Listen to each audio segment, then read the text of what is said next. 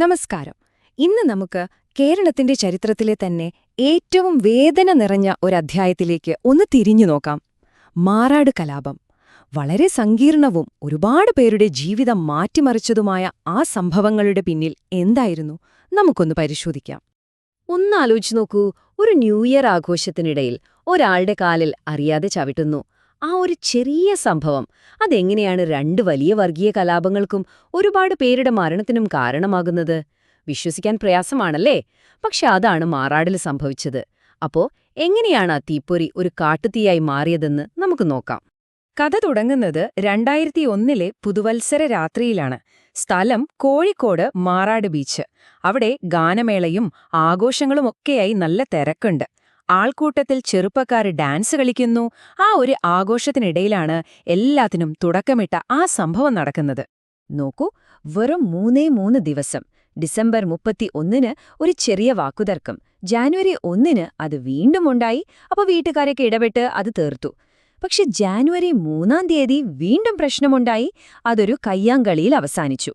പലതവണ ആളുകൾ ഇടപെട്ടിട്ടും ആ പ്രശ്നം അവിടെ തീർന്നില്ല.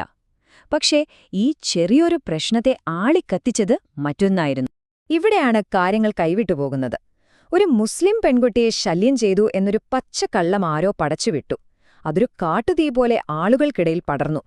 ആ ഒരൊറ്റ വ്യാജവാർത്ത രണ്ടുപേര് തമ്മിലുണ്ടായിരുന്ന ഒരു ചെറിയ പ്രശ്നത്തെ രണ്ട് സമുദായങ്ങൾ തമ്മിലുള്ള വലിയൊരു വിദ്വേഷമാക്കി മാറ്റി. ആ വ്യാജവാർത്ത പടർന്നതോടെ മാറാട് അതുവരെ കാണാത്ത രീതിയിലുള്ളൊരു വർഗീയ സംഘർഷത്തിന് സാക്ഷിയായി. കാര്യങ്ങൾ നിയന്ത്രിക്കാൻ പറ്റാത്ത അവസ്ഥയിലായി. അതോടെ ഒന്നിനു പുറകെ ഒന്നായി പ്രതികാര കൊലപാതകങ്ങളുടെ ഒരു പരമ്പരയ്ക്ക് തന്നെ അവിടെ തുടക്കമായി. ആദ്യ കലാപത്തിൽ 5 പേരുടെ ജീവനാണ് പോയത്. ഓരോ കൊലപാതകവും അടുത്ത പ്രതികാരത്തിന് കാരണമായിക്കൊണ്ടിരുന്നു. ഇതിലേറ്റവും പ്രകോപനപരമായ ഒന്ന് അബൂബക്കർ എന്നയാളുടെ കൊലപാതകമായിരുന്നു. ഒരു സംസ്കാര ചടങ്ങിനിടെ അതും പോലീസുകാർ നോക്കി നിൽക്കെയാണ് അദ്ദേഹം കൊല്ലപ്പെടുന്നത്. ഈയൊരു സംഭവം 1 വർഷത്തിനു ശേഷം നടന്ന അതിലും വലിയൊരു ദുരന്തത്തിന് പ്രധാന കാരണങ്ങളിലൊന്നേയായി മാറി. അപ്പോ ആദ്യത്തെ കലാപം കഴിഞ്ഞു. പക്ഷെ മാറാട് ശാന്തമായില്ല. അടുത്തൊരു വർഷക്കാലം പുറമേക്ക് സമാധാനമായിരുന്നെങ്കിലും ഉള്ളിലൊരു അഗ്നിപർവ്വതം പുകഞ്ഞുകൊണ്ടിരിക്കായിരുന്നു. ഈ സമയത്ത് നീതിന്യായ വ്യവസ്ഥയുടെയും ഭരണകൂടത്തിന്റെയും ഭാഗത്തുനിന്നുണ്ടായ ചില വീഴ്ചകൾ എരുതിയിൽ എണ്ണയൊഴിക്കുന്നതുപോലെയായി. ഇതാണ് ഏറ്റവും വലിയ പ്രശ്നമായത്. പോലീസ് ഇരുഭാഗത്തുനിന്നുമായി 100-ലധികം കേസുകളെടുത്തു. പക്ഷെ സംഭവിച്ചതെന്താ? കുറ്റപത്രം കൊടുക്കാൻ ഒരുപാട് വൈകി. അതോടെ പ്രതികളെല്ലാം ഓരോരുത്തരായി ജാമ്യത്തിൽ പുറത്തിറങ്ങി. ഇത് ജനങ്ങളുടെ മനസ്സിൽ നിയമവ്യവസ്ഥയിലുള്ള വിശ്വാസം നഷ്ടപ്പെടുത്തി. എന്തു ചെയ്താലും ശിക്ഷിക്കപ്പെടില്ല എന്നൊരു തോന്നൽ പലരിലും ഉണ്ടാക്കി. ശരിക്കും ആ കാലഘട്ടത്തിലെ മാറാടിന്റെ അവസ്ഥ ഈയൊരു വാചകത്തിലുണ്ട്. പുറമേക്കെല്ലാം ശാന്തമാണെന്ന് തോന്നുമെങ്കിലും ആളുകളുടെ ഉള്ളിൽ പകയും അമർഷവും ഒരു കനലായി നീറിക്കൊണ്ടിരുന്നു. അത് വലിയൊരു പൊട്ടിത്തെറിക്കായുള്ള കാത്തിരിപ്പ് മാത്രമായിരുന്നു. അങ്ങനെ 1.5 വർഷത്തോളം പുകഞ്ഞുകൊണ്ടിരുന്ന ആ കനൽ 2003 മെയ് മാസം 2 ആളിക്കത്തി. കേരളത്തെ മുഴുവൻ ഞെട്ടിച്ച ആ കൂട്ടക്കൊല അന്ന് നടന്നു. ഇത് പെട്ടെന്നുണ്ടായൊരാക്രമണമായിരുന്നില്ല, മറിച്ച് വളരെ കൃത്യമായി ആസൂത്രണം ചെയ്ത ഒന്നായിരുന്നു. 2003 മെയ് 2 വൈകുന്നേരം 100ഓളം പേരടങ്ങുന്ന ഒരു സംഘം വാളും കൊടുവാളും അടക്കമുള്ള മാരകായുധങ്ങളുമായി മാറാട് ബീച്ചിലേക്ക് ഇരച്ചുകയറി. അവിടെ വെറുതെ കാറ്റുകൊണ്ട് വിശ്രമിക്കുകയായിരുന്ന സാധാരണക്കാരെ യാതൊരു പ്രകോപനവുമില്ലാതെ അവർ വെട്ടിവീഴ്ത്തുകയായിരുന്നു. ഇതൊരു പ്രതികാരമായിരുന്നില്ല, അതൊരു കൂട്ടക്കൊല തന്നെയായിരുന്നു. ആ ആക്രമണത്തിന്റെ ഭീകരത ഈ കണക്കുകളിൽ വ്യക്തമാണ്. 8 പേരാണന്ന് കൊല്ലപ്പെട്ടത്. എല്ലാവരും ഹിന്ദുക്കളായിരുന്നു. അക്രമം നടത്തിയ സംഘത്തിലെ ഒരാളും കൊല്ലപ്പെട്ടു. അതവരുടെ കയ്യിൽ നിന്ന് തന്നെ അബദ്ധത്തിൽ സംഭവിച്ചതാണെന്നാണ് പിന്നീട് റിപ്പോർട്ടുകൾ വന്നത്. ഇതുകൂടാതെ 16ഓളം പേർക്ക് ഗുരുതരമായി പരിക്കേൽക്കുകയും ചെയ്തു. കൂട്ടക്കൊലയ്ക്ക് ശേഷം നടന്നത് വളരെ നാടകീയമായ കാര്യങ്ങളാണ്. അക്രമികൾ തൊട്ടടുത്തുള്ള ജുമാ മസ്ജിദിലാണ് ഓടിക്കയറി ഒളിച്ചത്.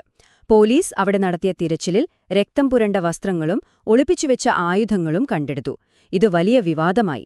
അതോടെ CBI അന്വേഷണം വേണമെന്ന ആവശ്യം ശക്തമായി ഉയർന്നു. അപ്പോ കലാപം കഴിഞ്ഞു. പക്ഷെ മാറാടിന്റെ കഥ അവിടെ തീർന്നില്ല. പിന്നീട് തുടങ്ങുന്നത് വർഷങ്ങൾ, പതിറ്റാണ്ടുകൾ നീണ്ട നിയമപോരാട്ടങ്ങളുടെയും അന്വേഷണങ്ങളുടെയും ഒരു കാലമാണ്. സത്യം പുറത്തുകൊണ്ടുവരാനും നീതി നടപ്പാക്കാനുമുള്ള ഒരു വലിയ യാത്രയായിരുന്നു അത്. സർക്കാർ നിയോഗിച്ച ജുഡീഷ്യൽ കമ്മീഷന്റെ റിപ്പോർട്ട് പുറത്തുവന്നപ്പോൾ എല്ലാവരും ഞെട്ടി. കാരണം ഇതൊരു പ്രാദേശിക പ്രശ്നമല്ല, മറിച്ച് ഇതിനു പിന്നിൽ മുസ്ലിം തീവ്രവാദ സംഘടനകളുടെ ആസൂത്രണമുണ്ട്. NDF, മുസ്ലിം ലീഗ് പ്രവർത്തകർക്ക് പങ്കുണ്ട്, പോലീസും ഭരണകൂടവും ഇത് തടയുന്നതിൽ പരാജയപ്പെട്ടു, രാഷ്ട്രീയ പാർട്ടികളുടെ പ്രീണന നയങ്ങൾ ഇതിന് വളം വെച്ചു എന്നിങ്ങനെയുള്ള അതീവ ഗുരുതരമായ കണ്ടെത്തലുകളാണ് കമ്മീഷൻ നടത്തിയത്. അതുകൊണ്ട് CBI അന്വേഷണം അത്യാവശ്യമാണെന്നും കമ്മീഷൻ ശുപാർശ ചെയ്തു. ഈ കണക്കുകളൊന്ന് നോക്കൂ. നിയമ നടപടികൾ എത്രത്തോളം വലുതായിരുന്നു എന്ന് മനസ്സിലാകും. ആദ്യത്തെ കലാപത്തിൽ 300-ലധികം പേർക്കെതിരെ കേസെടുത്തു. അതിൽ 60-ലധികം പേർ ശിക്ഷിക്കപ്പെട്ടു. രണ്ടാമത്തെ കൂട്ടക്കൊലയിലോ ഏകദേശം 150 പ്രതികളിൽ 80-ലധികം പേർക്ക് ജീവപര്യന്തം തടവ് ലഭിച്ചു. പക്ഷേ ഈ വിധിന്യായങ്ങളെല്ലാം വരാൻ വർഷങ്ങളെടുത്തു. വിചാരണയും അപ്പീലുകളുമായി നിയമപോരാട്ടം ഒരുപാട് നീണ്ടുപോയി. തുടക്കം മുതലേ എല്ലാവരും ആവശ്യപ്പെട്ട കാര്യമായിരുന്നു CBI അന്വേഷണം. വർഷങ്ങളോളം ആ ആവശ്യം അംഗീകരിക്കപ്പെട്ടില്ല. പക്ഷെ അവസാനം വർഷങ്ങൾ നീണ്ട നിയമപോരാട്ടങ്ങൾക്കൊടുവിൽ 2016 കേരള ഹൈക്കോടതി തന്നെ ഇടപെട്ടു. ഈ കൂട്ടക്കൊലയ്ക്ക് പിന്നിലെ വലിയ ഗൂഢാലോചനയെക്കുറിച്ച് CBI അന്വേഷിക്കണം എന്ന് ഉത്തരവിട്ടു. അപ്പോ എന്താണ് മാറാട് നമ്മളെ പഠിപ്പിക്കുന്നത്? ഒരു ചെറിയ തീപ്പൊരി, ഒരു വ്യാജവാർത്ത, അതിന് ഒരു നാടിനെ മുഴുവൻ കത്തിക്കാൻ സാധിക്കുമെന്ന് മാറാട് നമുക്ക് കാണിച്ചു തന്നു. രാഷ്ട്രീയ മുതലെടുപ്പുകളും നീതി നടപ്പാക്കുന്നതിലെ കാലതാമസവും കൂടിയാകുമ്പോൾ സംഭവിക്കുന്ന ദുരന്തത്തിന്റെ ഏറ്റവും വലിയ ഉദാഹരണമാണിത്. പതിറ്റാണ്ടുകൾക്കിപ്പുറം മാറാടിന്റെ മുറിവുകൾ ഉണങ്ങിയോ എന്ന് ചോദിച്ചാൽ സംശയമാണ്. പക്ഷെ അതിലും വലിയൊരു ചോദ്യമുണ്ട്. ഈ ദുരന്തത്തിൽ നിന്ന് നമ്മൾ എന്തെങ്കിലും പഠിച്ചോ? അത് നമ്മൾ ഓരോരുത്തരും ആലോചിക്കേണ്ട കാര്യമാണ്.